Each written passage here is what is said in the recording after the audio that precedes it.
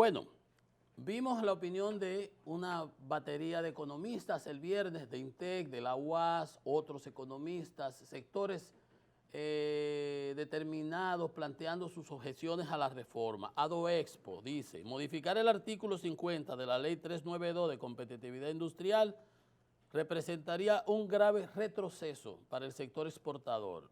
Eso es lo que genera las divisas. Si no hay divisa, se dispara la tasa de cambio y se alimenta la inflación y ya ustedes saben lo que vivimos en la época de Hipólito. Dice que eso afectaría la capacidad de las unidades productivas nacionales, de las empresas, para competir en el exterior. La ley de proindustria fue ratificada en el 20 por Abinader. 4 años y ahora la vamos a modificar. Eso es una cosa que entonces no tiene lógica.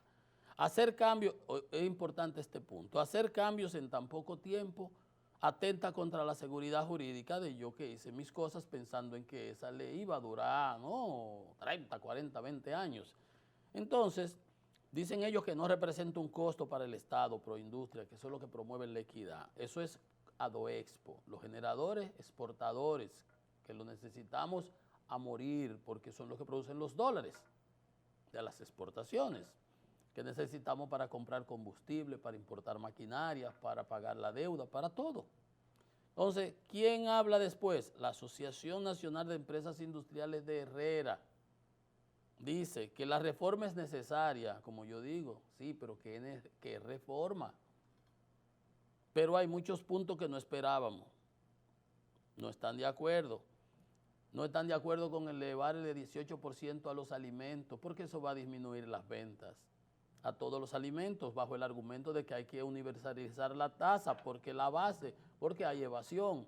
Como le decía José Luis de Ramón, bueno, pero ¿para qué están ustedes? ¿Para qué le pagamos a los funcionarios del Estado? Para que hagan su trabajo.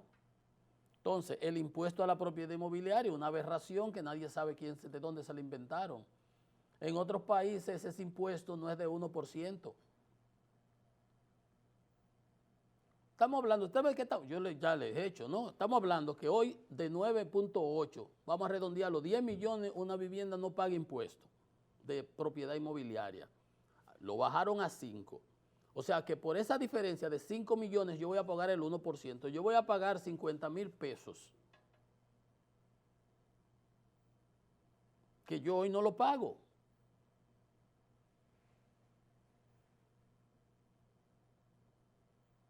Entonces usted está viendo, imagínese, póngale más a eso. Una gente que no tiene ingresos fijos. Cuando uno a veces es pobrecito y no tiene gastos y tiene un ingreso y uno sobrevive bien. Cuando tú tienes activos y cosas que tienes que gastar en mantenimiento, en seguridad, aquí, etcétera, etcétera, son gastos. Y si tú no tienes un flujo corriente que te entra, esos gastos, entonces lo que va a hacer la DGI es que se va a tener que quedar con toda esa vivienda de todo el mundo. Eso es una locura. Cuando aquí lo que ha hecho, o sea, le decía que además hay diferentes tasas en otros países, andamos copiando a lo loco, copy-paste, copia esto, ponlo aquí, tráelo sin saber la realidad.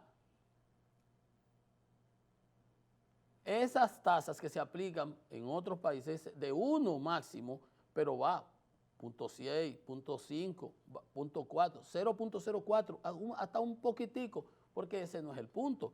Hasta los industriales están opuestos a eso. Eso es otra. Debe mantenerse los 9 millones. Lo que el empleado tenga que hacer una declaración jurada cuando la empresa es que retiene los impuestos. Eso es una locura. Lo dijo Germania Montaz. Dijo, el que está haciendo eso no tiene experiencia de la administración. Eso va a tener que buscar más empleados, va a complicar la situación. Y a la gente se lo va a complicar. Le decía yo a relajo que los hijos míos fueron los primeros que se regaron. Papi, ¿qué es lo que yo voy a hacer con esto ahora? Qué sé yo, una locura, porque si a ellos les retienen donde trabajan, ¿qué es lo que ellos tienen que estar llenando impuestos? Bueno, dice que los empresarios lo rechazan por completo, todas esas cosas que se hicieron sin consenso. Y ahí lo del IPI, por un lado clavan por eso, pero le van a quitar los incentivos a los fideicomisos, los incentivos a los mecenazgos, la ley de cine, es todo el mundo. Dice, ¿qué dice este señor de la Confederación de la Micro, de Copimecon? La micro, pequeña empresa de la construcción. Dice, si se eliminan esas ayudas que se dan para las pequeñas viviendas, el sector enfrentará mayores costos y podrá desacelerar el desarrollo. Va a caer la venta, va a caer la producción.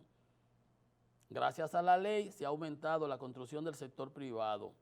Esta ley va a subir los costos.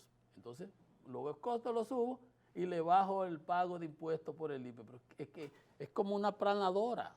¿Quién fue que se inventó esos números? Le dice Andy hoy en un artículo, calculen bien, porque están contando, como dicen en el campo, hay que contar con el moquillo. Señores, ¿qué le decía yo el viernes?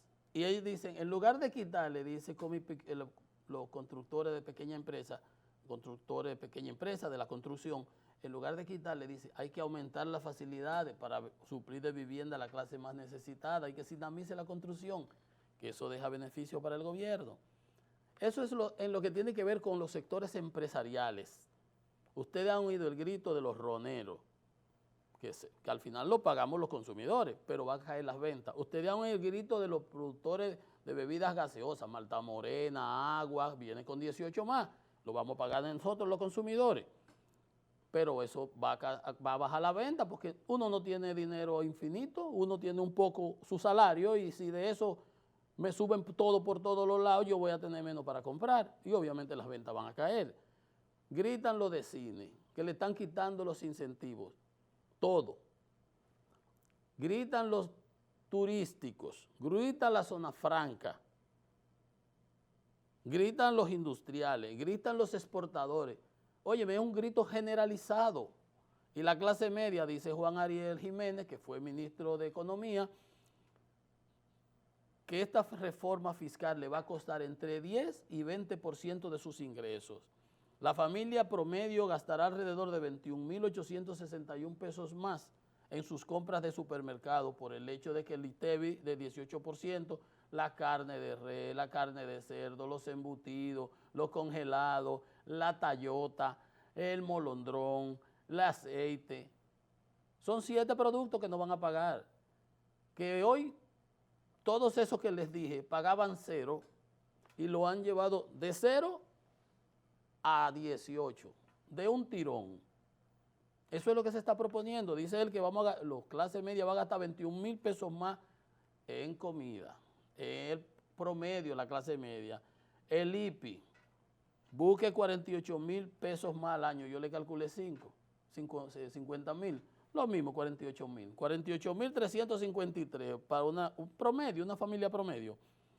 La clase media verá un aumento de sus gastos entre 54.000 y 103.000 pesos por concepto de aumento de impuestos. Vamos a pagar por los $200 ahora que importábamos cualquier cosa que traíamos de fuera. Yo le dije, muchas cosas que aquí te la cobran a 6 veces. Que competencia desleal, pero tú no puedes resolver una cosa matándole la vida a la gente.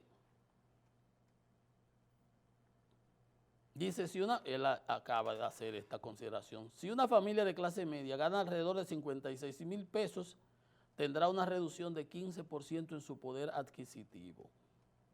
La Asociación Dominicana de Restaurantes dice que esos impuestos, obviamente, al aceite, a la provivienda, a los alquileres, hasta la inversión, que yo le decía, pero es una locura. En finanzas uno estudia, en economía. Cuando yo estudié economía, el Producto Interno Bruto se compone del gasto, inversión y consumo. El consumo, por ejemplo, en Estados Unidos es la 2/3 parte. El gasto es el gasto del gobierno. Y la inversión es lo que se ahorra, que se genera con el ahorro. El ahorro ahora, yo pongo un certificado de participación en el banco X y me cobran un 10%. Los intereses que me pagan de eso que yo me gané 100.000 pesos, me retienen 10.000. Si es en el certificado del Banco Central, está exento de impuestos, o de Hacienda, ¿de cuál es? De los dos, uno de los dos. Bueno, ese no tiene problema. Pero entonces si yo pongo en el VHD, en el Banco Popular o en el Reserva, un certificado de inversión o en la Bolsa de Valores, me cobran 10%. No, ahora lo van a subir a 27%. Pero eso es más del 100%, casi el 170%. Pero es una locura. ¿Dónde está el criterio? Si lo que se debe fomentar es el ahorro. Es como un cuadernito, como el pulpero, calculando cosas, como le dice Andy, calculen bien, porque ahora Las zonas francas se van a venir a instalar aquí si se puede instalar en otro país, en Costa Rica, que tienen mejor calidad de educación que nosotros. Entonces le vamos a poner ahora a reducir los beneficios que tiene, que pague impuestos, que pague aquí. Cuando su producto es para importarlo, vamos a exportar impuestos. O sea, no es que nadie está en desacuerdo con el pacto fiscal de lo que se debe hacer, pero me has cargado una reforma donde no puede ser posible. ¿Qué es lo que yo digo aquí como una especie de broma? Digo, si tiene 4 patas y 2 tutumas, ¿qué es lo que es? Un camello. No puede ser que todos estemos equivocados y que los únicos que hayan sido acertados han sido los que prepararon esa cosa, para llamarlo así, no le voy a decir esperpento. Esa reforma, que en todo caso, como decían unos economistas, ni siquiera da para enfrentar el déficit fiscal, porque con lo que entra es para gastarlo de una vez. Entonces, es una reforma que va a afectar, como decía la primera plana, como dice Andy, va a afectar el crecimiento, lo que advertía la Asociación de Industriales. No puede hacerse una reforma que no genere empleo, que no genere exportación y que afecte el crecimiento económico. Vamos a matar la gallina de los huevos de oro. ¿Qué va a recaudar entonces el gobierno si la actividad económica lo que se va a caer y va a generar el desempleo? Dime, a ver. Entonces, no podemos estar de acuerdo con una reforma que es un trancazo contrario a lo que se busca. Una reforma debe ser para fomentar crecimiento en el largo plazo. Esto es todo lo contrario. Y todo el mundo al grito. No puede ser que todos estemos equivocados. Vamos a una pausa, que esto es Economía y Mercado.